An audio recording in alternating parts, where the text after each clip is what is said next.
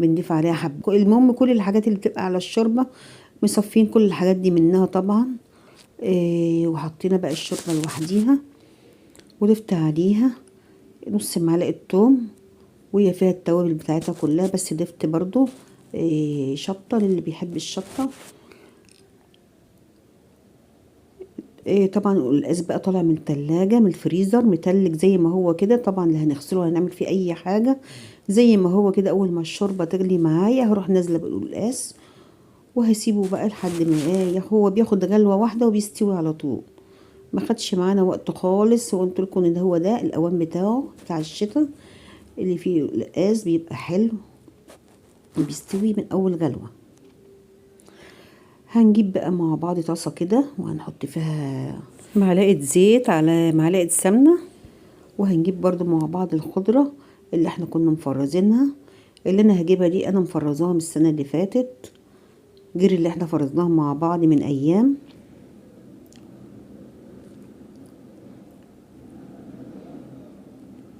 طبعا بقى المادة الدهنية بتاعتي كده هتسخن كويس. هنزل بالخضرة بالشكل ده. هي طبعا طالعة متلجة زي ما هي متلجة كده من الفريزر، مش هنسيبها حتى تريح. وننزل بيها على المادة الدهنية بتاعتنا كده، ونهدي بقى النار عليها لحد ما تفك. وبعد كده نخليها وسط لحد ما تتحمر معانا بالشكل ده. اول ما تخش في التحمير هناخدها في جنب كده، وننزل بقى معلقه توم صغيره كده. طبعا القلقاس بيحب التوم، هنحط له بقى توم، معلقه توم مفرومه. يا دوبك كده هنقلبها كده، الروايح الحلوه اللي فيها كده نشمها كده. يا ريتكم معايا وشامين الريحه ديت. خلاص انا خلصت الخضره بتاعتي وسبتها بردت وضربتها كويس او دقتها زي ما انتوا حابين. انا دقتها في الهون بالشكل ده، وهضيفها بقى على القلقاس بتاعي.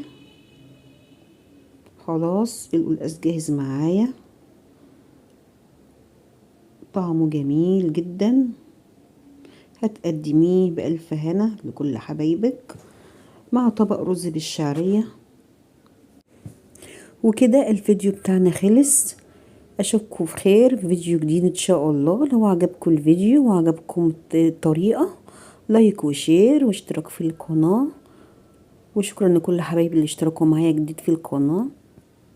والى اللقاء في فيديو جديد ووصفة جديدة. بحبكم في الله.